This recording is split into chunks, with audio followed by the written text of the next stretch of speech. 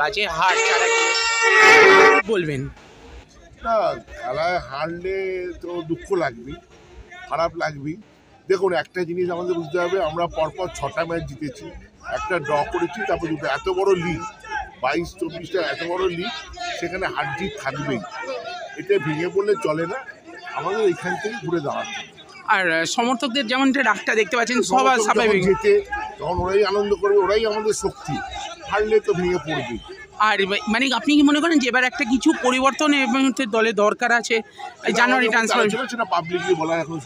আর আরেকটা প্রশ্ন করবো, রেফারিং নিয়ে কিছু বলবেন আপনি? এবারে তো জঘন্য রেফারিং হচ্ছে, সবাই দেখতে পাচ্ছে, এ দিয়ে নতুনত্ব কিছু বলার নেই। আচ্ছা, আর আরে ভাই, আসতে করো না। আরে হবে তো, হবে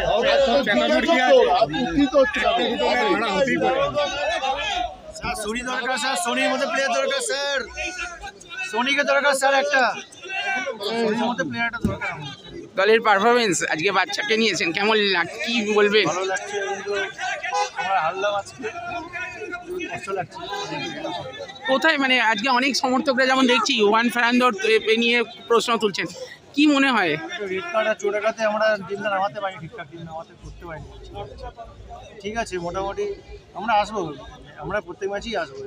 আপনি কি সমর্থন করেন এই যে কোচ এতগুলো ফল দিয়েছে, গত আইএসএল দিয়েছে, গত ডুরান্ড দিয়েছে, তারপর তার বিরুদ্ধে দুটো ম্যাচ হারার পরই গো ব্যাক ধোনি, এটা কি আপনি সমর্থনযোগ্য বলে মনে করেন? না না না, মন ভাঙলে হবে না, এবারে আমরা এগিয়ে যাবো, এভাবে এগিয়ে যাবো।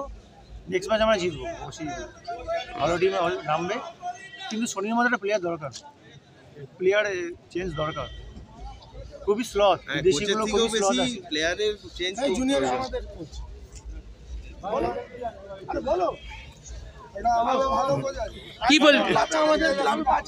সাদিকু কামিং জুনিয়র ফ্লপ, এটা কোনো মানে এর দ্বিমত কিছু নেই। সাদিকু কামিং দুজনে পুরো সুপার ফ্লপ। কামিংসকে নিয়ে যতটা না সাদিকুকে নিয়েছিল এক্সপেকটেশন, কামিংসকে নিয়েছিল। আমি